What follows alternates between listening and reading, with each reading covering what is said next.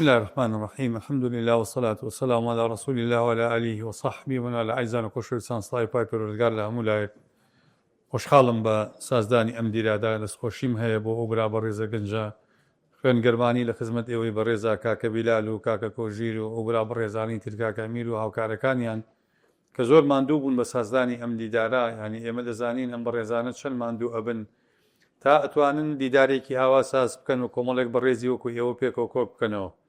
بەلای خۆمەوە دەستخۆشیان لە یەکەم دەستخۆشی لە ئامادەبوونی بەڕێستانەکەم وەکو عەرزم کردن خۆشحاڵ بووم بەم دیدار و یەکتربینینە. بەڕێزان بابەتەکەی من لەسەر بابەتی ئابووریە. جەنابتان ئەزانن مەسەلەی ئابووری ئەمڕۆ لە هەموو دنیایە یەکێکە لە جەمسەرە هەستیارەکانی دەوڵەتانی زلهێزی دنیا و یەکێکە لە فاکتەرە سەرەکیەکانی دروستبوون و بوونی هەژمون لە وڵاتە و یەکێکیشە لە بنەڕەتیەکانی ژیانی کۆمەڵگاکان و ژیانی تاک. ینی کێمە کە باسی ئابووریەکەین پێتان غەریب نەبێت کە ئابووری ئیمان پێوەی ڕەبتە. یعنی ئەوەی کە کاتی خۆی گوتراوە إذا ذهب الفقر إلى بلد قال له الكفر خذني معك. ئەگەر فەقیری ڕووی کردە شارێک کوفر لێ لەگەڵ خۆت بمبە. ئەوەی کە ئیمامی عەلی لە حەکیا ئەفەرمێ لەو کان الفقر رجلا لقتلته. ئەفەرمێ ئەگەر فەقیری ئەگەر هەژاری ئەفەرمێ مرۆڤ وایە دەمکوشت. بۆ چونکە ئەوەندە بە زیانە و ئەوەندە خراپە و ئەوەندە کاریگەری نەرێنی هەیە. طبعا اقتصاد لە ئیسلامە بەڕێزان زۆرێکمان ئەو پرسیارەمان لە گەڵاڵە ولا دروست بووە ئایا اقتصادی ئیسلامی ئەو اقتصادی کە لە سەردەمی پێغەمبەر صلی الله عليه وسلم و لە سەردەمی خولەفا و لە سەردەمی دواتر دەوڵەتی ئەمەوی و دەوڵەتی عەباسی دروست بووە، هەمان هەم بنەما ئابووریانە ئێستا ئەگەر بمانەوێت تەطبیقی بکەینەوە ئەتوانین لەگەڵ ئەم واقعی ژیانی ئەمڕۆی ئێمە هەڵکات. زۆر کەس ئەم پرسیاری لا دروست بووە اقتصادی ئیسلامی لەگەڵ نظامی بنوک، لەگەڵ دیجیتەڵ مەنی، لەگەڵ ئەم تەکنۆلۆژیا ئۆنلاینی کە هەیە لە سۆشیال میدیا و لە خێرابوونی خاڵەکانی گواستنەوە و ئاڵوگۆڕکردنی درا و کڕین و فرۆشتنی کاڵا قورسەکانی وەکو ئاڵتون و زی و نەوت و کانزاکانی تر، اقتصادی ئیسلامی چۆن ئەتوانی هەڵکا لەگەڵ ئەم واقعە؟ طبعا ئەم پرسیارە نەک بۆ ئابووری ئیسلامی بەڕێزان، بۆ کوی کایەکانی تری دەوڵەتی ئیسلامی پرسیارە. بۆ چونکە ئێمە کە دەوڵەتمان نەماوە هەموو جومگەکانی تری ژیانمان کەوتوتە ژێر پرسیارەوە. ئەوەی کە پێغەمبەر فەرمێ صلی الله عليه وسلم ڕێک ئەمە ڕوویداوە کە ئەفەرمێ لتنقضي عرى الإسلام عروة عروة. ئەفەرمێ ئەم پایە و پلانەی دەوڵەت بوونی ئیسلام ئەفەرمێ یەک بەیەکی لەناوەچێ. ئەفەرمێ وكل من قضت عروة تشبث الناس بالتي تليها. ئەفەرمێ هەر کاتێکیش مسلمانان جەمسەرێک بنەمایەک پایەیەکی دینەکەیان لەدەست ئەدەن خەڵک باوش ئەکا بەوی ترە. ئەفەرمێ ئەوەلها انقضاء الحكم. ئەفەرمێ یەکەم شت کە مسلمانان لەدەست هێدەن مەسەلەی فەرمانڕەوایی و حکومدارێتی لەدەست ئەدەن. وآخرها انقضاء الصلاة. ئاخر شت کە لەدەستی ئەدەن لەناو مسلمانان نامێنی نوێژی نامێنێت لەناو مسلمانانە. ئەمە یعنی ئەم فەرمودەی پێغەمبەر صلی الله عليه وسلم ڕێک ئێستا ئێمە وامان لێ هاتووە. ئێمە ئێستا لە ساڵی 1923 کە دەوڵەتی ئیسلامی بەفعلی نەماوە و ئیلغا کراوەتەوە، وردە هەموو سیستەمە ئیسلامیەکانی تر لە ڕووی سیستەمی کۆمەڵایەتی، لە ڕووی سیستەمی بۆ نمونە خوێندن، لە ڕووی سیستەمی ئابووری، هەموو ئەمانە وردە لەناو مجتەمەعاتی ئیسلامیان نەماون. ئێستا تۆ وەرە هەر بابەتێکی ئیسلامی تەرخەکەی خەڵک ئەم پرسیاری بۆ دروستە بێ ئایا ئەم مەفهومە ئیسلامیە ئەتوانێت لەگەڵ واقعی سەدەی 21 هەڵکا؟ ئێمە ئەڵین بەڵێ بەڕێزان. بۆ چونکە لە هەموو دنیاە ئیسلام تاکە ئاینە کە سەرچاوی تەشریعتیایە کۆمەڵێک ئیمتیازاتی هەیە لە هیچ ئاین و یاسایەکی ترانی. ئێمە ئێستا یاسای عێراقی، قوانینی عێراقی 4 مەزدەری هەیە بۆ تەشریع. شەریعەی ئیسلامی 10 مەزدەری هەیە بۆ تەشریع. شەریعەی ئیسلامی مەصدەرەکانی تەنەوع و تەعەدودی تایە. یعنی ئێمە شەریعەی ئیسلامی لە کۆی ئەوەی کە هەمانە نزیکەی لە 10 مەصدەر 5 مەصدەری نەقلیمان هەیە، 5 لە بەرامبەرە 5 مەصدەری عەقلیمان هەیە. بۆ نمونە ئێمە قورئانمان هەیە مەصدەرێکی نەقلیە، حەدیثمان هەیە مەصدەرێکی نەقلیە، ئیجماعمان هەیە مەصدەرێکی نەقلیە، قولی سەحابیمان هەیە مەصدەرێکی نەقلیە. ئیستیحسان و ئیستصحاب و مەصالحی مرسەلە و عرف ئەمانە مەصادری عەقلین. کەواتە ئەم دینە تەنها پشت بەسەر چاوە نەقلەکان نابەستێ بۆ ئەوەی کە حکمی شەرعی و هەڵبکا لەگەڵ ژیانی خەڵک لە بەرامبەر مەصدرە نەقلەکانە مەصادری عەقلی هەیە مەصادرە نەقلەکان خۆیشیان تەئسیسەکەن بۆ ئەوەی کە ئێمە بتوانین مەصادری تر وەرگرین کەواتە ئەم پرسیارە وەکو عەرزم کردن بۆ هەموو سێکتەرەکانی حکمی ئیسلامی پرسیارێکی وەکو بڵێ ناواقعیە اینجا دوای ئەوە ئێمە بوار نەدراوە بەوەی کە خەڵکی ئیسلامی و سیستەمی ئیسلامی بوونی هەبێ تاوەکو ئێمە بڵین ئایا اقتصادی ئیسلامی ئەتوانێت اقتصادێکی سەرکەوتوو بێ یا ناتوانێت یا با بڵێ سیستەمی ئیسلامی لە ڕووی کۆمەڵایەتیەوە لە ڕووی یاساییەوە توانای هەڵکردنی هەیە لەگەڵ ژیانی کۆمەلگاکانە بەڵێن بڵێ توانای هەیە و ئیسپاتیش بووە عین دەوڵەتی ئیسلامی 1400 تقریبا 1300 و ئەوەندە ساڵ ئیسلام دەوڵەتی هەبووە هەر لە دەوڵەتی مەدینەوە بیگرە هەتا وەکو ئەگاتە دواتر خلافەی ڕاشیدە و دەوڵەتی ئەمەوی و دەوڵەتی عەباسی و دەوڵەتی مەمالیک و دەوڵەتی هەموو ئەم دەوڵەتانە لەسەر بنەمای ئیسلام دامەزراون و توانیویشانە حکمی زۆربەی وڵاتانی دنیا بکەن یعنی ئەگەر دەوڵەتی ئیسلامی و حکمی ئیسلامی گەشت بێتە هندستان و گەشت بێتە حدودەکانی فەڕەنسا و گەشت بێتە ئەوروپا ئەم دەوڵەتە بەچی حکم کراوە و اقتصاد لەم سەردەمەیە بەچی حکم کراوە یعنی ئێمە لە دەوڵەتی عەبدولمەلیکی کوڕی مەروانە یەکەم سکەی دراوی ئیسلامی لە سەردەمی عەبدولمەلیکی کوڕی مەروانە لێ دراوە دەوڵەت پێشتر بە دینار و درهەم تەعاملی کردووە کە دینار و درهەمی شارستانیەتەکانی پێش ئیسلام بوو کەواتە ئەم پرسیارە چکازان ئەمەلای هەمومان پرسیارە ئایا اقتصادی ئیسلامی توانای هەڵکردنی هەیە لەگەڵ ئەم واقعە و عەرزکردن بڵێ توانای هەڵکردنی هەیە لەگەڵ ئەم واقعە بەس ئێستا ئەمە مشکلەکەمان چییە مشکلەکەمان ئەوەیە کە ئێستا ئەمانەوێ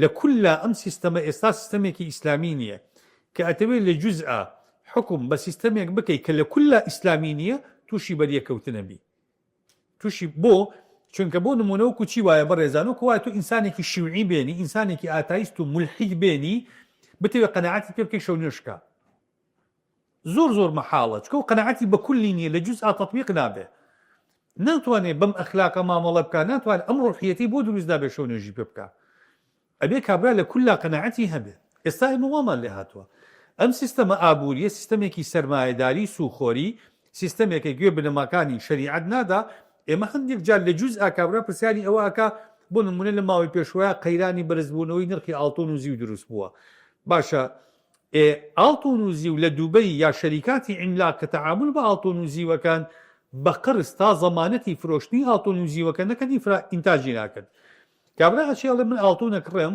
یا زیوە کڕم ئەبێ ماڵێ چاوەڕێ بکە تا ئیستیلامەکە ئەمە لە اقتصادی ئیسلامیە حرامە ئێستا سەرچاوی فرۆشتنی ئەم ئاڵتۆن و زیوە سەرچاوەکەی ئیسلامی نییە یا ئەسلەمە نەکراوە یا قەناعەتی بە فکری ئیسلامی نییە ئێستا ئێمە چۆن ئەو قەناعەتەکە بڵین وڵا کاکە ئەم فرۆشتناوێت دەست بەدەست بێ ڕیبا دروست ئەکا لەبەرەوە حاڵەتی بەریەکەوتنەکە ئەلێرەوە دروست ئەبێ ئێمە لە کولا حکممان لە دەسانە ماوە لە کولا ئەم اقتصادە مەبنی نییە لەسەر بنەمای ئیسلامی لە جوزئە بۆمان تەطبیق نابێتەوە بۆمان یەک ناگرێتەوە بۆیە ئەگەر ئێمە بمانەوێت اقتصادێکی ئیسلامی دروستکەین ئەبێ کوی سیستەمەکە بێتەوە بە سیستەمێکی ئیسلامی ئەمە لە ڕووی مەصادیری اقتصادی ئیسلامیەوە لە ڕووی بابەتی بنەماکانی اقتصادی ئیسلامی بەڕێزان سێ بنەمای سەرەکی هەیە ئەم سێ بنەمایە بۆ اقتصاد واهەکەن بەوەی کە تۆ اقتصادێکی زۆر گونجاو و باشن هەبێ یەکەم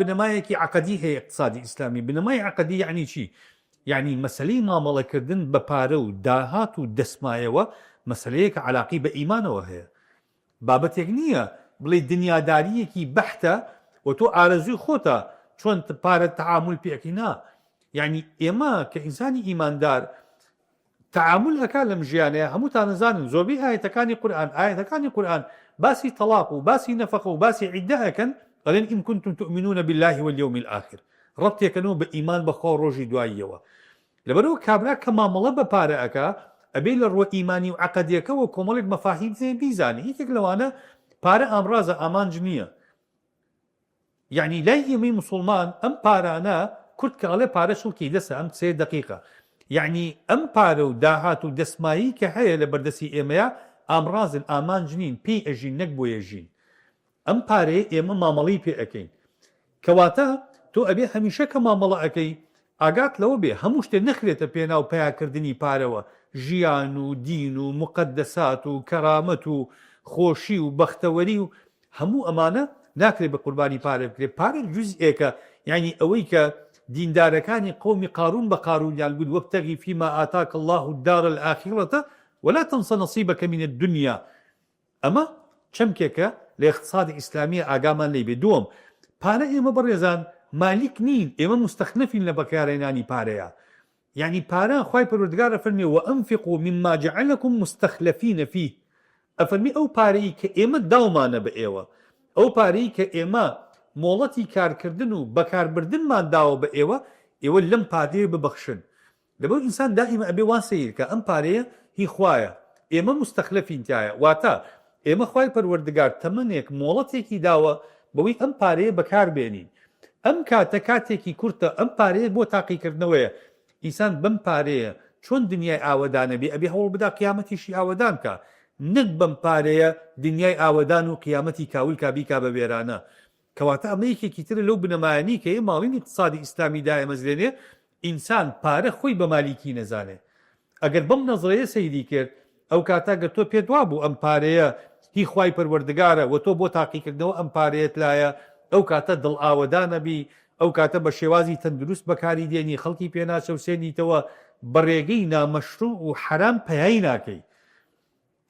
خاڵێکی تر لە اقتصادی ئیسلامیە بەڕێزان، اقتصادی ئیسلامی اقتصادێکی ئەخلاقیە کە ئەمە لە سیاسەتی سەرمایەداریە ئەخلاق نییە، لە سیاسەتی ئیشتراکیشە ئەخلاق نییە، لە اقتصادا شتێک نییە پێی بوتێ ئەخلاق. لە اقتصادی ئیسلامیان شتێکی پێوتێ ئەخلاق. ئەخلاق یعنی چی بەڕێزان؟ ئەخلاق واتە کە تۆ ممارەسەی کردی ئابووریەکەی، بازرگانی ئەکەی بە ئەخلاقێکی. درۆکردن لە مامەڵە بازرگانیەکانە حرامە. ئەمە لە هیچ اقتصادێکیە ئەم قیمە ثابت نییە تایە. لە اقتصادی سەرمایەداریە شتێک نییە پێی بوترێت درۆ، شتێکی پێوتێ پیاکردنی پارە و کۆکردنەوەی. لە اقتصادی ئیسلامیە شتێکی پێی ئەوترێ شەفافیەت، پێی ئەوترێ بۆ نمونە ڕاستگۆیی دژی مەسەلەی درۆکردن، شتێکی پێوتێ عەدالەت، دادوەروەری. ئەمانە بەڕێزان قیمن بۆ اقتصادی ئیسلامی. لە اقتصادەکانی ترە ئەمە نییە. واتە تۆ کە بازرگانی ئەەکەی مەفروضە درۆ نەکەی لەگەڵ خەڵک، سارەیەکت پێ شکاوە کە ئەیفرۆشی عیبەکەی بڵێ، خانوویەکت هەیە ئەیفرۆشی عیب و عارەکانی بە کەسی بەرامبەر بڵێ، چەندت پێداوە ڕاستگۆیانە سعرەکەی بڵێ. باشە، اقتصادێکی واقعی اقتصادی ئیسلامی. کاڵین واقعی مەبەستمان ئەوەیە، اقتصادێکی وەهمی نیە. اقتصادی سەرمایەداری ڕێبەوی اقتصادێکی وەهمیە. تعامل لەگەڵ وەهمەکە. وەهم یعنی چی بەڕێزان؟ وەهم یعنی کاتێک کە تۆ بۆ نمونە سوو ئەەکەی بە دەسمایە و ئیشی لەسەرەکەی، سوو وجودی نییە لە ئەرزی واقعە. یعنی ئەو ئەزبە اقتصادیانەی کە زۆربەی کات تووشی ئەوروپا بوون، هۆکارەکانی سوو بوون، کە سوو داتای ناواقعی ئەدا. یعنی تۆ پارەیەکت لای منە دە دەفتەرە، باشە بە سوو داوتە بە من، دوای 6 مانگ ئەم پارەیە مەفروضە لای من بوو بە دە دەفتەر و 50 وەرەقە. لای تۆ وایە، تۆ ئەڵی من دە دەفتەر و 50 وەرەقم لای دکتۆر خالیدە، دوای ساڵێک بووە بە 11 دەفتەر، دوای بۆ چەند ساڵێکی پێچووە، لە کاتێکە ئەم پارەیە لە ئەرزی واقعا لەوانەیە دەستمایەکەیشی نەمابێ. تۆ لە وەهما ئەژیت کە ئەڵی من 20 دەفتەرم لایەتی، 20 دەفتەر کوا لە ئەرزی واقعا چۆتە زەرەرەوە. تۆ تەحملی زەرەری دەستمایەکەت نەکردووە، لەسەر منت کردو بە ماڵ، من نیمە بیدەمەوە. دوای کەسەی دەکەی تۆ لە وەهمێکا ژیاوی اقتصادێکی ناواقعین مامەڵە پێکردووە. ئەوەی کە ئەمڕۆ ئێمە چێشەمان هەیە لەگەڵ بازاری دۆلارەکە و بۆرسەیە بەشێکی ئەمەیە، مامەڵەی هەواییە. کابرا ئەڵێ 2 ملیارد تمەنم هەیە لە تاران ئەیفرۆش بۆ ڕۆژی چوارشەممەی داهاتوو. ئەم 2 ملیارد تمەنە وەهمە، وجودی نییە. ئەگەر وجودیشی هەبێ لە ئێستاە قابلی ڕادەستکردنی نییە. تا چوارشەممەی داهاتوو ئەم 2 ملیارد تمەنە دەدەست ئەکا. هەموو ئەوانی کە لە کۆنفرانس کۆڵەکانی خۆیانە بەشدارە بن بازرگانی بەم 2 ملیارد تمەنەوە ئەکەن، مراهنە لەسەر بەرزکردنەوە، گرە و لەسەر بەرزکردنەوە و نزمکردنەوەی نرخی تمەنەکە ئەکەن. ئەگنا زۆری کارەزانن کە 2 ملیارد تمەنەکە لە ڕۆژی چوارشەممەی داهاتووە وجودی نییە. ئەمە ئیسلام ئەمە ڕەفز دەکاتەوە. ئیسلام ئەڵێ ئەم 2 ملیارد تمەنە کە تۆ مامەڵی پێ ئەکەی هەبێ وجودی حی هەبێ. ئەوەی کە پێغەمبەر فەرمێ صلی الله عليه وسلم یەدەن بیەت، ئەبێت دەست بەدەست بێت، دەست بەدەست نەبێ مەسەلەیەک دروستەکا پێی ئەوتێ مەسەلەی ڕیبا. کەواتە ئەم اقتصادێکە مەبنیە لەسەر ئەخلاق، مەبنیە لەسەر تەکافل بەڕێزان. اقتصادی ئیسلامی پێغەمبەر فەرمێ صلی الله عليه وسلم لا يؤمن من بات شبعان وجاره جائع بجنبه. ئەفەرمێ کەسێک ئیمانی تەواو نییە خۆی تێر بێ و دراوسێکەی برسی. کەواتە تۆیە کە دەوڵەمەنی ئەخلاقیەن ئیمانیەن لێت ناوەشێتەوە تۆ دراوسەیەکی هەژارت هەیە تۆ تێری ئەو برسی ئاوڕی لێ نادیتەوە. ئەمە لە مەفهومی اقتصادی سەرمایەداریە بوونی نییە. لە اقتصادی سەرمایەداریە ئەلێ تۆ ساڵانە مەلاینی تەن گەنم بکە بەژێر ئاوە بۆی نرخی گەنم دانەبەزێ. بەس مەیدە بە ئەفریقیەکان کە لە برسا ئەمرن بۆ کیلویە گەنم ئەچن بە ئاسمانە. اقتصادێکی نائەخلاقیە لەو ڕۆی کە ئیعتیماد دەکاتە سەر بەتاڵانبردنی داهاتی گەلانی دنیا، نەوتی بەرە، گۆگردی بەرە، ئاڵتۆنی بەرە، ئەڵماسی بەرە، فۆسفاتی بەرە، با ئەو لە برسا بمرێ بەڵام وڵاتی تۆ ئاوەدان بێ. ئەم اقتصادە لە ئیسلامە مەرفوزە بەڕێزان. دەوڵەتی ئیسلامی کە چۆتە هەر شوێنی حکمی کردووە ئاوەدانی لەگەڵ خۆی بردووە. ئەم منطقەی ئێمە کە عێراق و شام کە دەوڵەتی ئیسلامی ڕزگاری کردووە کە هاتوون بینیمیانە ئەم ئەرزانە ئەرزێکی زراعین بەخلافی ئەو ئەرزانی کە پێشتر دەوڵەتی ئیسلامی تێیچووە. ئەرزی ئەم وڵاتانە دەوڵەتی ئیسلامی وەری نەگرتووە. چی کردووە؟ هێشتۆی پێوە بەدەست خەڵکەکەیەوە. ساڵانە باجێکی لەسەر داهاتی زەویەکان داناوە. هەتا ئێستا تەسەوورکەن بەڕێزان ئەو سیاسەتەی ئیمامی عومەر بە ڕەحمەت بێ کردی. هەتا ئێستا ئەرزی زراعی لەم وڵاتانی ئێمەیە سوورەت قەیدەکەی سیر کە نووسراوە ئەڕازی مەملوکە للدەولە. ئەم زەویانە مڵکی دەوڵەتن بۆ چه کاتی خۆی دەوڵەت نەیهێشتە وزعکرێ بەسەر خەڵکی غالیمین و مجاهیدینە. گوتی ئێمە با بەدەست خەڵکەکەی خۆیەوە بمێنێتەوە خەراجە دەن بە دەوڵەت. ئەم ئەرزە زراعیانە ئاوامانەوە. لەبەرەوە ئەم اقتصادە ئەم دەوڵەتە کە هاتووە دەوڵەتێک نەبووە بێ هەرچی دەسمایە و ئێمە ئەم وڵاتانی خۆمان لە ئێستەیشی لەگەڵا بێ. عێراق کە داگیر کراوە یەکەم شت کە ئەمریکا و دەوڵەتە زرهێزەکانی دنیا کردویانە بەتاڵانبردنی نەوت و داهات و سامانەکەی بووە. بەتاڵانبردنی تراث و مەتحەفەکانی بووە. ئێستا بڕۆ مەتحەفەکانی بەریتانیا، بڕۆ مەتحەفەکانی فەڕەنسا، هەموو ئەو تحفە تاریخیانی کە هەیەە هی وڵاتانی ئیسلامیە کاتی خۆی لە سەربازی و حەملە سەربازی و هێرشەکانیا کە کردویانە دزیویانە. ئەگینە بۆ نمونە حەزارەتی ئاشووری و بابلیەکان خۆ لە نیویۆرک و واشنتەنا نەبووە. چیەکە لەوێ؟ حەزارەتی فرعونیەکان باشە خۆ لە لندن و لە لیڤەرپوڵا نەبووە. چیەکە لە مەتاحیفەکانی ئەوانە؟ دزیویانە بردویانە تاڵانیان کردووە. بۆیە بەڕێزان ئەم اقتصاد ئەخلاقی کە ئیسلام هەیەتی وەکو عەرزم کردی ئیسلام ئیمانی هەیە بە مەبدەئی عەدل. اقتصادێکە مەبنی نییە لەسەر چەوسانەوەی خەڵک، مەبنی نییە لەسەر دزیکردن. بڕۆ هەرچی کتێبی فقهی ئیسلامی هەیە بخوێنەرەوە ئەڵێ دزیکردن چۆن لە موسڵمانێک حرامە، لە مەسیحی و لە جوولەیەکیش حرامە. درۆکردن چۆن لەگەڵ موسڵمانێک حرامە، لەگەڵ مەسیحی و جوولەکەیەکیش حرامە. باشە خواردنی پارەی خەڵک بەناحەق لەگەڵ ئیسلام نهاتوە لەسەر مەبدەئی ئایدۆلۆژیا داڕشتنەوە بۆ قیەمی اقتصادی بکە. لەسەر مەبدەئی ئینسانی بوون هاتووە داڕشتنەوەی بۆ ئەم قیەمانە کردووە. ئەوەی بەرامبەر بە موسڵمانێک حرام بێ بەرامبەر بە مەسیحی و جوولەکەیەکیش حرامی کردووە. بەخلافی داڕشتنەوەی مەسائلی تر لە اقتصادی سەرمایەداریە یا لە اقتصادی ئیشتراکیە. اقتصادی ئیسلامی بەڕێزان یەکێکی تر لە جوانیەکانی ئەوەیە کە ئەم اقتصادە معالیمی اقتصادەکەی، یعنی بۆ نمونە مەسادیری دەخلی دەوڵەت چین؟ ئەگەر ئێمە دەوڵەتێکی ئیسلامیمان هەبێت مەسادیرەکانمان دیارە. ئێمە زەکاتمان هەیە، ئێمە غەنائیممان هەیە، ئێمە فەیئمان هەیە، باشە ئێمە زەڕائیب و ڕسووممان هەیە، باشە ئەمانە هەمووی مەسادیری دەوڵەتی ئیسلامی لە داهاتە. لە مقابلە مەخارجەکانی چین؟ خوای پەروەردگار لە قورئانە باسی مەخارجەکانیشی کردووە. ئینەمە الصەدەقات للفقراء والمەساکین والعاملین عەلەیها. مەخارجەکانیش دیارن. کەواتە تۆ ئەگەر دەوڵەتت هەبێ ئەوە نییە بڵێ باش ئەم اقتصادە مەبنیە لەسەر چی؟ مەسادیری دەخل و مەخارجی دەخل بەوازحی ئیراد باشە لەگەڵ نەفەقات هەموو ئەمانە بە دیاری بەڕوونی بە ئاشکرایی وجودیان هەیە. یەکێکی تر لە مەزایەکانی اقتصادی ئیسلامی بەڕێزان ئەوەیە اقتصادێکە مەبنیە لەسەر تەشریع. کاڵین مەبنیە لەسەر تەشریع؟ واتە تۆ کە مامەڵە ئەکەی لەگەڵ ئابووری ئیسلامی وەکو دین، چۆن مامەڵە ئەکەی لەگەڵ عیبادات، بۆ نمونە نوێژ، ڕۆژ و زەکات، حەج، بەچی ئەیکی؟ بە دینێکی کامدی ئەو دینی کە ئەحکام و تەشریعاتی تایە. یعنی جەنابەت نوێژەکەی ئەرکانی هەیە، شڕوتی هەیە، واجباتی هەیە، مبتیڵاتی هەیە. بەپی ئەم ڕێکار و پێوەرانە تۆ عیبادەت و نوێژەکەیت. باش اقتصادیش وایە. خەڵکێک گەر واتێ بگا اقتصاد خاڵیە لە ئەحکام، خاڵیە لە تەشریع، هەڵەی کردووە. ئەو بازرگان و سەرمایەدارە بەڕێزانی کە ئەمڕۆ سەرمایەداری ئیسلامین و موسڵمانن و بازرگانن و لە دوکانی لە بۆرسە دوکانیان هەیە یا مامەڵی ئۆنلاینەکەن، ئەوانە بە هەڵە تێگەیشتون ئەگەر پێیان وایە ئەوان ئەبێت تەسلیمی ئەم اقتصادە سەرمایەداریە بن و ئیسلام تەشریع و ئەحکامی نییە بۆ مامەڵەکانی ئەوان شتیوانێ لە دنیاە وەکو عەرزم کردن تشریعاتی ئیسلامی لە بابی اقتصادا کەمتر نییە لە تشریعاتی ئیسلامی لە بابی عیباداتە ڕاستە عیبادات لەو ڕۆ فەرقیانەیە عیبادات لەسەر مەبدەئی تەوقیف و مەنعە معاملات لەسەر تەوقیفی ڕوخسە و ئیجازەیە لەسەر تەوقیفی مەبدەئی ئیباحەیە بەڵام لەسەر مەبدەئی ئیباحە ئوسوولەکانی ثابتە بۆ نمونە تۆ لە اقتصادی ئیسلامیە شتێک تێ پێوتێ ڕیبا واضحە ئەوەی پێغەمبەری خوا لە ئەحادیثەکانە باسیەکە ئەوەی خوای پەروەردگار لە قورئانە باسیەکە باشە ئەمانە مەعالیمەکانیان ڕوونن یعنی تۆ کە ئاڵتون بەکارەهێنی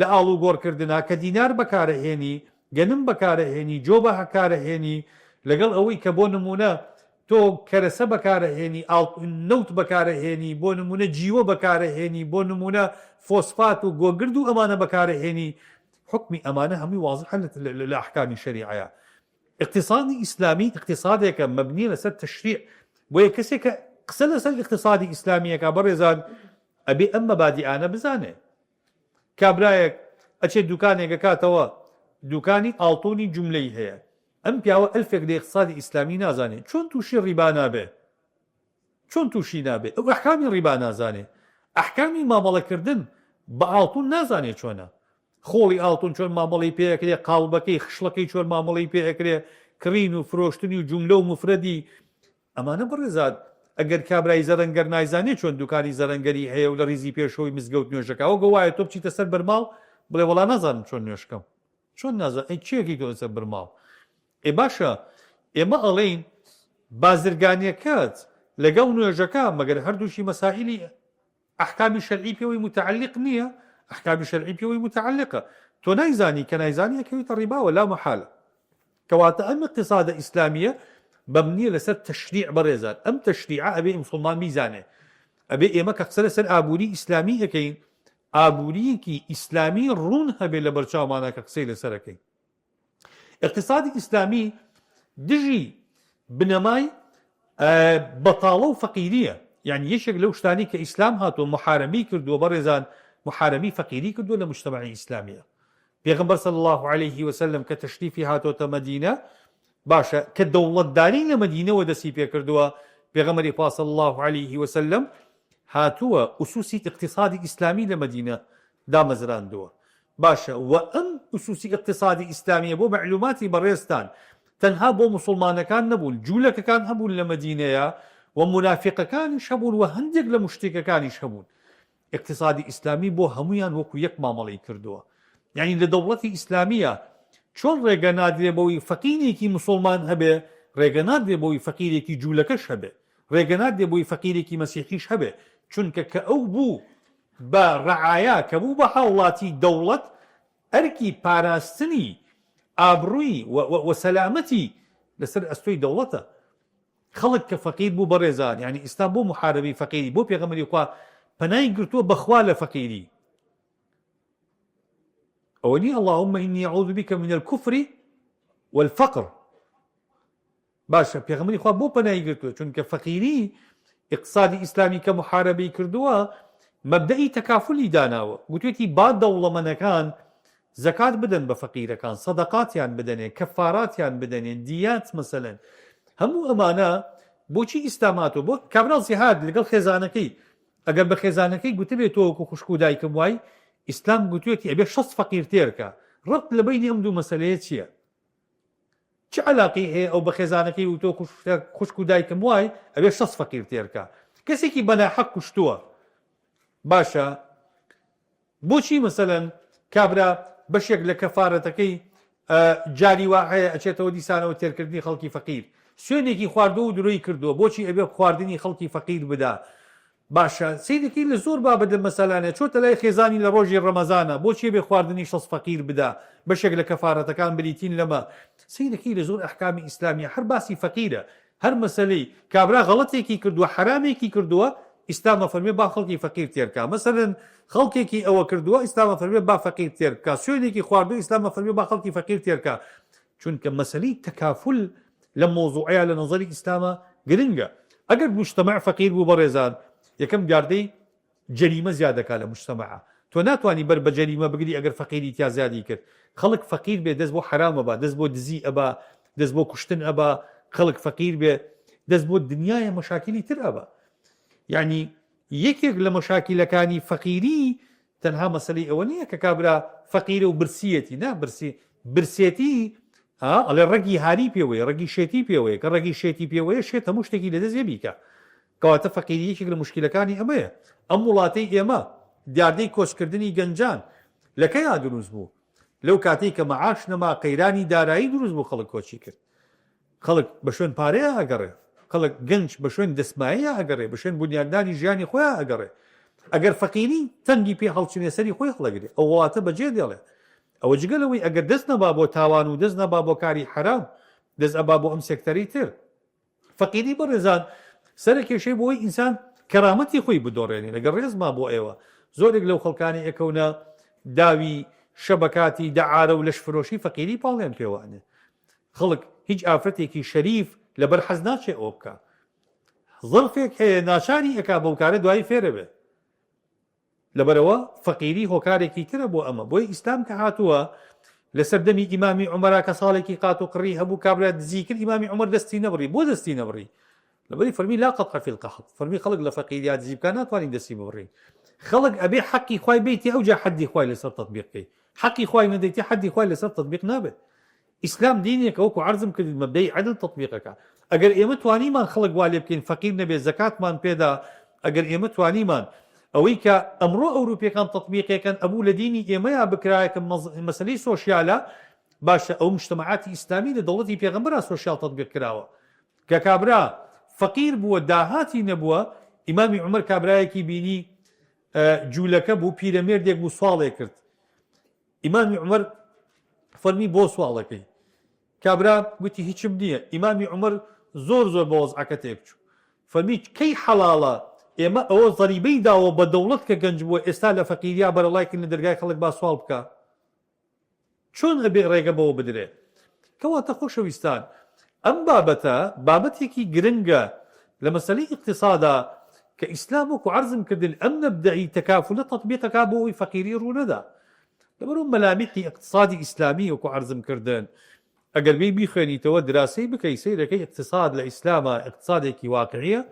اقتصاد لە ئیسلامە اقتصادێکی ئەخلاقیە اقتصادێکی ئینسانیە اقتصادێکی ئیمانیە اقتصاد لە ئیسلامە مەبنیە لەسەر ئەوەی کە ماڵ سەروەت داهات ئامرازە ئامانچنیە ئینسان وەکو عەرزم کردن پێی ئەژی نەک بۆی ئەژی ئینسان بەم اقتصادی کە هەیەی قیامەتی خۆی دابینەکە نەوەکو دنیا و قیامەتی خۆی پێ ئەفەوتێنێ ئەمە جوزئێکی بەسیتە وەکو عەرزم کردن لە مەلامحی اقتصادی ئیسلامی کە ئێمە ئەگەر بمانەوێ ئیشی لەسەرکەین دراسەی بکەین ئەتوانین وردەکاریەکی زۆری تیا هەیە دەریبێنی کۆتا قسم بۆ دێنم بەڕێزان ئەم ئابووریەی کە ئێستا هەیە حەزەرێکی زۆری ئەوەی بۆ مامەڵە لەگەڵکردن بە تایبەتی بۆ ئێوەی گەنج مەسەلەی ئەوەی کە ئەمڕۆ پێی ئەوترێ بۆرسا ئەوەی کە پێی ئەوترێ مەنەسەکانی تەداولی عوملات وەکو فۆرێکس و برۆکەرەکانی فۆرێکس ئەوەی کە پێی ئەوتێت دیجیتەڵ مەنی و دراوی گریمانەیی ئەوەی کە پێی ئەوتێت سیستەمی نێتوەرک مارکێتین و تەسویقی شەبەکی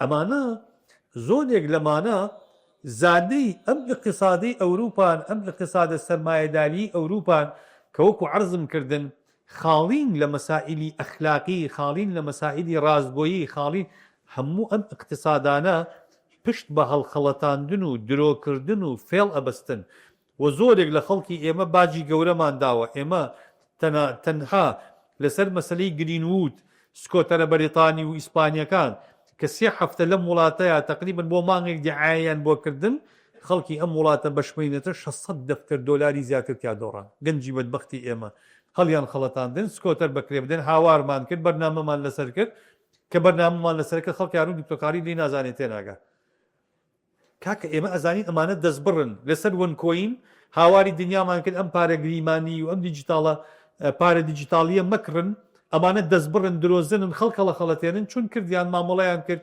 پارەیەکی زۆری خەڵک لە وەنکۆی ناڕۆشت باشە لە دێها مەسائلە من سواسی خوا ئەکەم بەوەی هەر بابەتێک لەمانە هاتبێتە کوردستانەوە لە کۆتایینەوەتەکان من بە خەڵکم گوتووە دوایش خەڵکێکی زۆر زەرەری کردووە خەڵکێکی زۆر لەمانەیە پارەیەکی زۆری داناوە لە فۆرێکسا ئێمە 6 ساڵە بە خەڵکەڵێن فۆرێکس مەکەن هەیە چیل دەفتەری تیاداناوە هەیە 20 دەفتەری تیاداناوە فۆرێکس خۆی ئەڵێ لە 195 ئەوانەی مامەڵە لە ئێمە ئەکەن ئیفلاسەکەن لە 105 ئەکرێ گرەو ببەنەوە تۆ چۆن گرەو لەسەر لە 105 ئەوانە ئەەکەی کە گرەوە بنەوە لە 105 ئەوانەی کە ئەکری ئیسپادە بکەن لەبەرەوە حەزەر بکەن لە مۆزوعانە بەڕێزان ئەگەر ئەتانەوێ لەم بازاری ئابووری اقتصادیان مامەڵە بکەن ئەو کاتە بە دڵنیایی و پێویستان بە شارەزایی هەیە پێویستان بە خوێندنەوە هەیە پێویستان بەوە هەیە یعنی من ئەوەی کە گوتومە بەڕێزان نە قومارە و نە تەخمینە و نەجادوو ئەوەی کە وتومە حرامە بە ئابووری ئیسلامی گوتومە حرامە دوایش دەرکەوتووە حەدسی ئیسلام ئابووری ئیسلامەکە صحیحە